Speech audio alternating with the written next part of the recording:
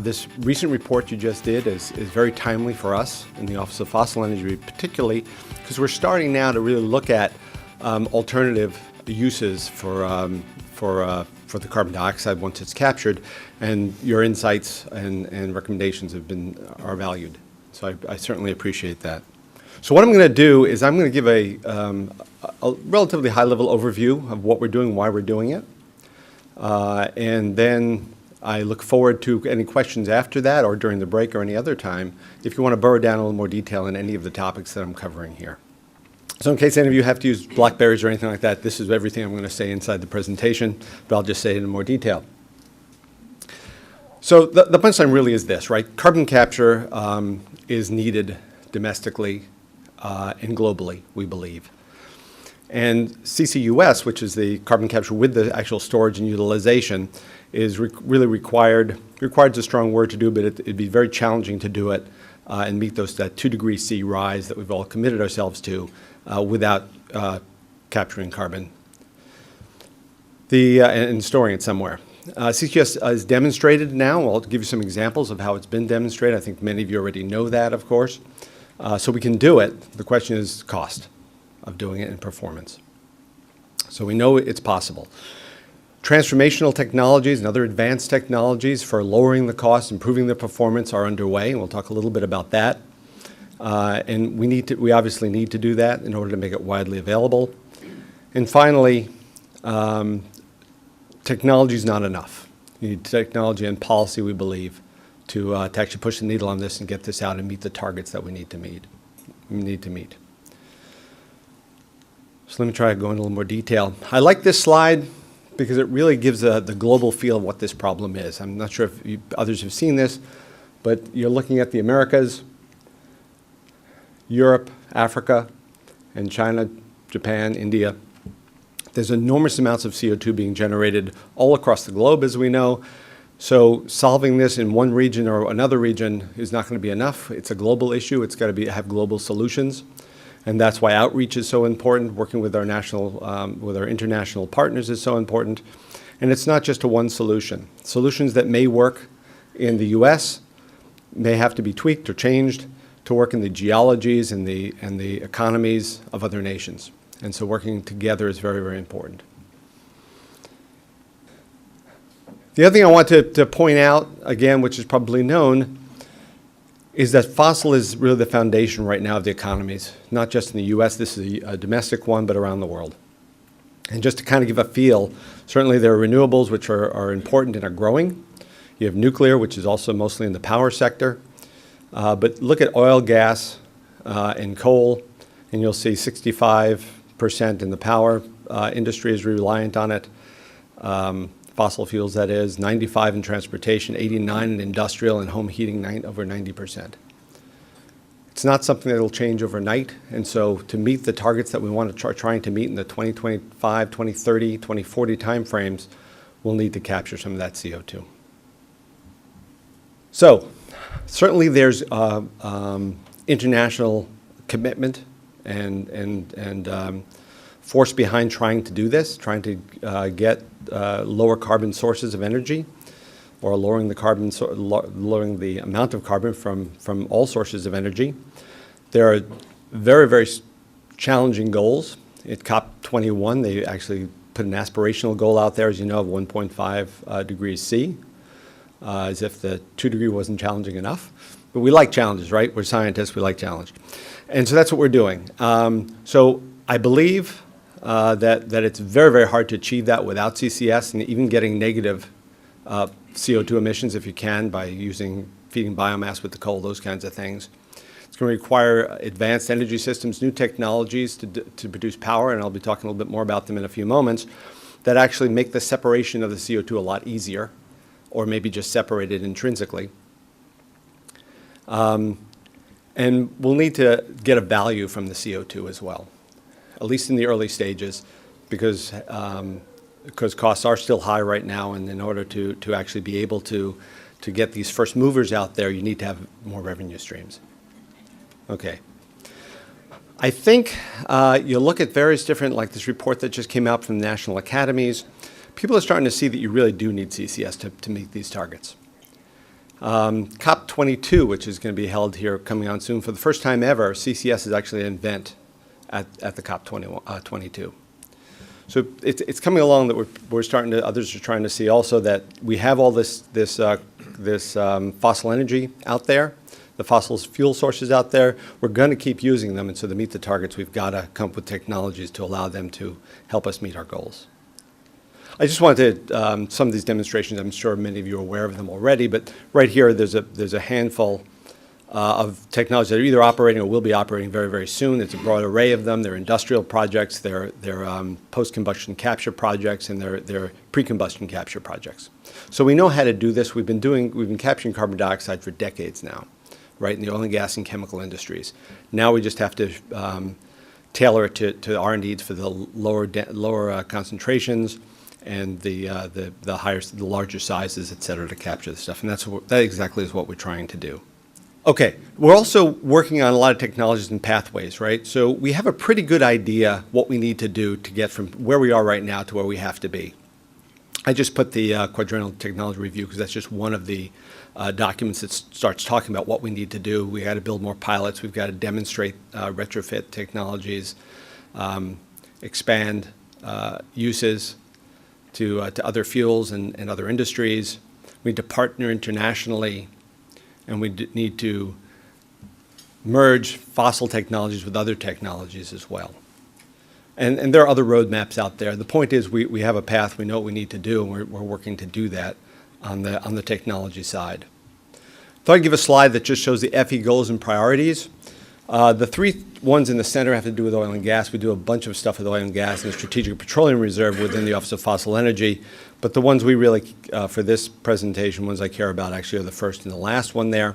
One has to do with accelerating the pathways for CCS. It has to do with technologies, innovation. CCS is a way to put these systems together slightly differently.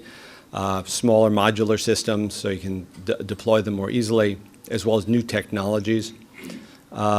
The last two there, the domestic international partnerships, are important in reducing deployment barriers, which could be everything from infrastructure to regulatory. So we need to work on all those things. In order to leverage our resources, though, and we'll talk a little bit more about this in a moment, we have these cross-cut teams within the Office of the Department of Energy. So, for example, for the subsurface, the geothermal program does a lot of things in the subsurface, as does our oil and gas program, and of course for carbon storage. And so by working together and seeing what areas we're working in that are very, very similar and we can learn from each other, we get to use our dollars a lot more effectively. And we also get to crossbreed ideas. So for example, in the oil and gas industry, when they're putting CO2 in the ground to bring up oil, they often get these fingering problems where the CO2 goes in directions you don't necessarily want it to go. It doesn't contract all the oil-bearing rocks in there as well. And so they've come up with a lot of solutions for that. Well, that's the same problem we have when we're trying to do CO2 storage, right? We want to contact as much rock as we can when we're putting it under there, so we lower the area in which it covers underground, and we have to monitor. Similar for geothermal. They're trying to get as much heat as they can, so they also want to contact as much rock as possible. So a lot of that research that's being done by certain offices are useful for all offices, and by doing that type of thing in several areas, including subsurface and supercritical and water and various different other things, we get to actually get a lot more bang for the government dollar. So that's the other thing. I think I've talked about most of this stuff. We need to ensure that we can rely on traditional energy sources, which we are relying on both here and around the globe, but we can do it in an economic and environmentally appropriate manner. And this just talks a little bit about some of the things I think I already talked about. I did want to spend just a couple of minutes on some of these crosscuts in case people are not as familiar with them. I talked a little bit just by way of example of the subsurface one. The energy and water one looks at lots of water issues, but one of the ones I want to highlight is that you can look at water production from either an oil-bearing source or a saline aquifer that you're trying to go and store CO2 in. The water you often pump up to the surface because you want to control where the plume is going underground, and for reasons like that, well, you can clean up that water. and then you have a saleable project, especially in arid regions. So we're working with the Office of Renewable Energy, who are working on saline and brackish waters to make potable water out of. So they have a lot of technologies up at these lower TDS levels, total dissolved solids levels. The stuff that we're bringing up from subsurface typically has a lot more solids in it than what the technologies that the renewable energy folks can handle. So we work in that area, and then we take the work that they're doing in the higher TDS, a lot of membrane work and that kind of stuff. We couple the two together, so we can then we don't have to redo that work, and we can come with potable, or at least, if not potable, water that you can use for agriculture and other uses in the plant. There's a lot else in the water thing that I won't go into right now, but I just want to give you an example of how working together makes a lot of sense. Ditto for supercritical CO2. There's a lot of work being done in that. It's something that improves efficiency, lowers cost, and that's of importance to the solar industry, to our friends in ERE and the solar program. It's also of interest to the nuclear folks, where the small footprint of this technology and the simplicity of it certainly is of great importance to them. I may add that the Navy is also very, very interested in this technology for obvious reasons, small footprint being that. And so what it is, for those who's not as familiar, the supercritical CO2, you're just replacing the steam and using supercritical CO2, which has some pretty phenomenal properties. And I lead that team, so I'm happy to talk at length at that one if you'd like to. One of the real promises, though, for fossil fueled applications is that in certain configurations, when the direct fire or alum cycle, you're actually burning and using the CO2 in your combustion to actually power the cycle. And so as a result of that, you need to take CO2 off. So because you'll have that as your one of your waste streams, but what you're getting is pure CO2, and you're getting it at a relatively high pressure already, which makes the rest of the capture, the small amount of compression you have to do, very, very inexpensive. So that's a huge promise to us. Grid modernization, again, there's a lot of linkages between the various different offices of DOE there. One specifically that's of interest to and that we're working on with that team is where you have a lot of intermittent power, you have baseload power, and you have to make those two things match up, right? The speed of which the intermittent comes on and off needs to be balanced by the baseload plants, and that can be a challenge. And so we're working with them on strategies to do that.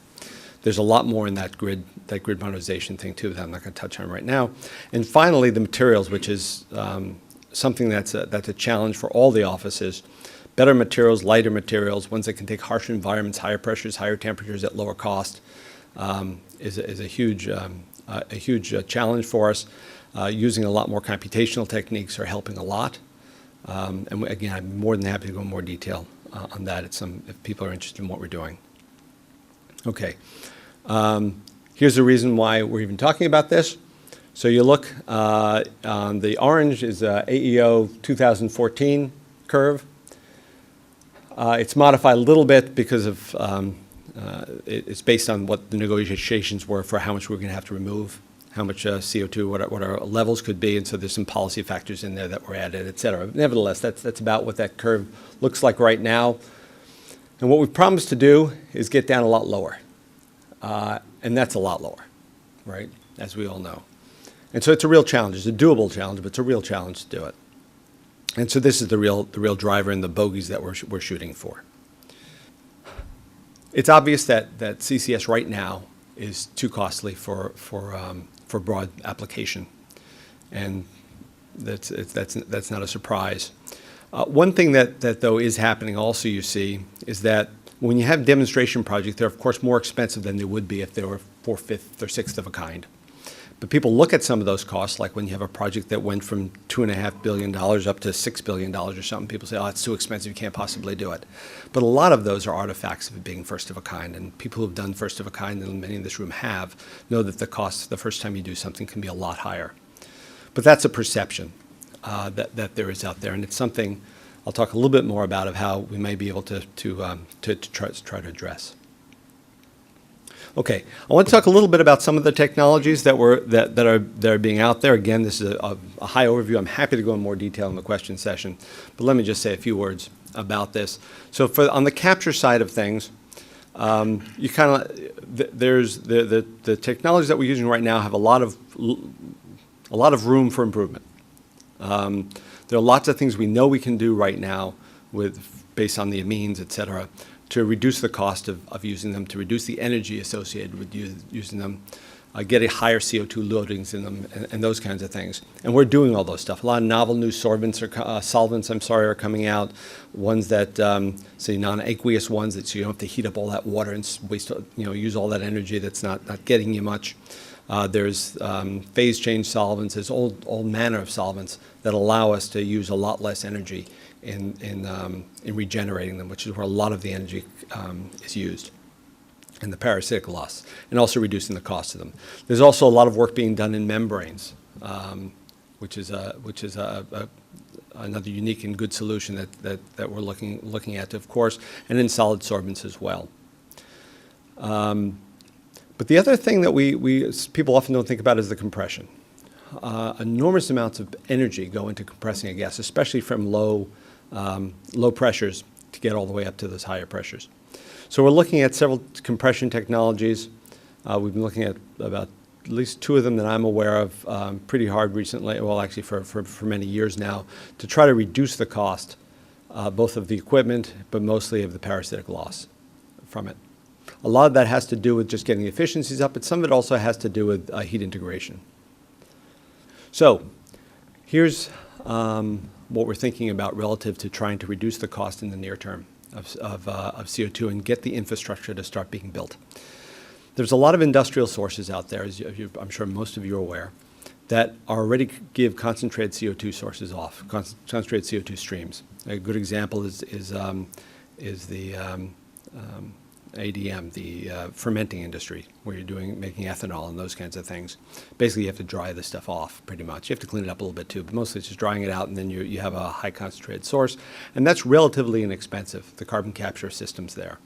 There are lots of other technologies also. There's a cement industry. There are lots of other chemical industries that also have what you might call low-hanging fruit, where you already have a relatively concentrated stream, and so the actual capture of the CO2 is not that expensive.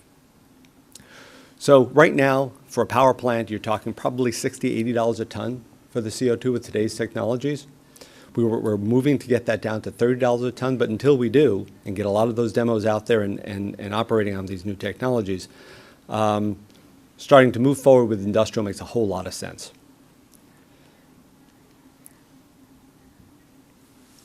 And I'm sure many of you know this. Last night I talked to a couple of people about things like this. So look where all these industrial sources are. They're all the places where you'd love to build more infrastructure. You already have a lot of infrastructure down here in the Gulf Coast region, but up here, building by being able to take the CO2, there are some oil fields up there that may be amenable to EOR, which would be great. They just don't have much natural CO2 in the East Coast because of the wet climate. And so you'd be able to actually take some of the CO2 from these, build out the infrastructure in the nearer term, and then as the technology for the power plants come up, you actually can do even a whole lot more. The other thing, it gets people comfortable with it. It shows that the cost can be low, the cost can be affordable, and there can be a lot of benefits to it.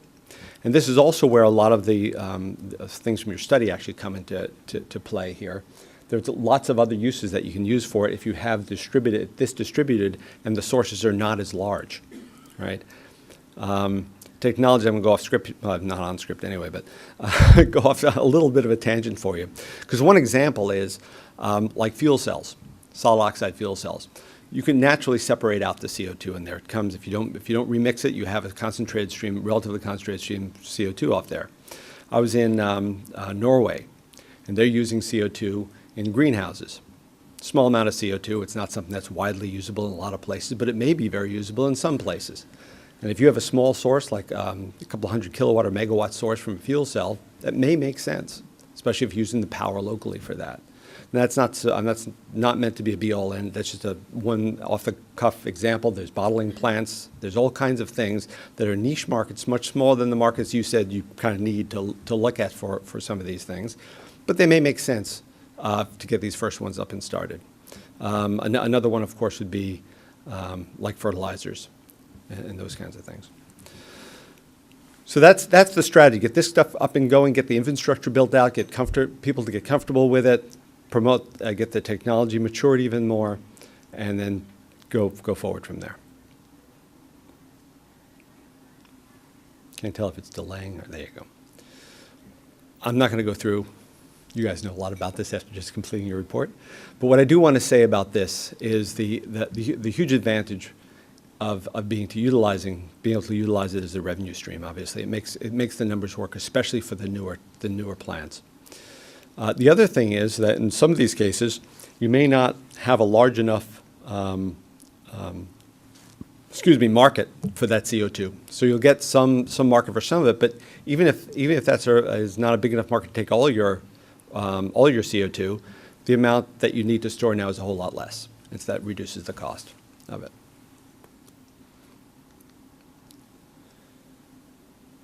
Okay. I wanted to get to that point that I was making earlier about your needing policy as well as R&D. And this chart, I'm sorry, it's very, very small. Let me just go through it for a moment here to let you know what some of these things are here. So these first two here, first let me tell you what the chart is. This is gigawatts, and this is a similar thing, just a different scale for CO2 stored. So that's what it's showing. So what they're saying here, by 2030, if we just had our base R&D, well, these are both R&D programs at just different levels, okay? But this is basically your R&D program.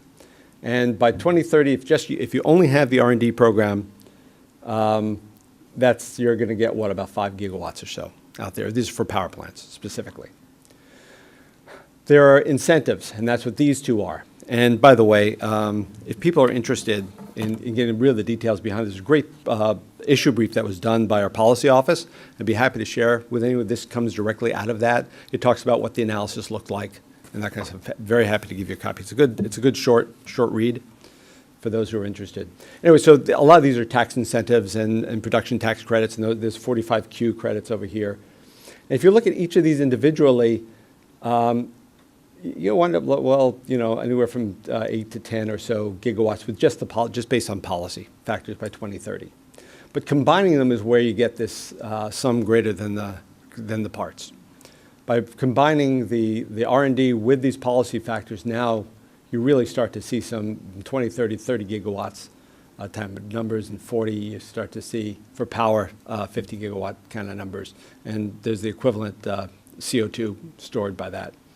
There's some more granularity here, which we don't have to go into too much detail. Some shows natural gas CCS retrofit of coal and new coal CCS. The little colors make those kind of differences, but the point is still the point that you need to go and combine both the policy and the R&D to make this actually work well. And on top of this, if you do industrial, you ought to be able to accelerate it a bunch faster. And that's what our real goal is. This is based on a NEMS model that they used, and they based it off of some EIA models as well. But then they went off and tweaked a whole lot of other knobs to make the policies match. Again, a lot more detail in that brief if anyone's interested in it. So I'll go actually very quickly here. So there are various different tax and other incentives. These are talking about some of the incentives that were in that chart I just showed you. You can read about that in a lot more detail. If you want a copy of this, let me know, and you can do that. But the normal tax incentives and stuff that many of us have seen around, a lot of the stuff that were in the 2017 budget request, et cetera. International efforts that are ongoing right now, and this is by no means an exhaustive list, by the way. I have another little sheet of paper for those who are interested in a lot of the policy stuff. It's just a simple 2-pager that goes in a lot more detail, again, of some of the things that we're doing, some of the achievements that we've had, and those kinds of things. Also very, very happy to share that with anyone. So I won't go into much detail here, but there are two sides to this. Obviously, there's the policy effort, and also there's the technical efforts, where we work with others to have counter-facing projects, to share information, pre-commercial information, and all that kind of stuff. We're doing a lot in a lot of areas that aren't even on here that I'm actually working on with supercritical CO2 that I mentioned, that I didn't mention before, but I mentioned certainly to people earlier today, or yesterday. So I'm not going to go in more detail, effort of time here. So here's just my final slide. So just saying basically what I said before, right? Fossil energy is a cornerstone right now. We need a strategy if we're going to meet the 2 degrees C in order to we need a strategy to use CCS in order to be able to meet that. That is it. Thank you. Appreciate it.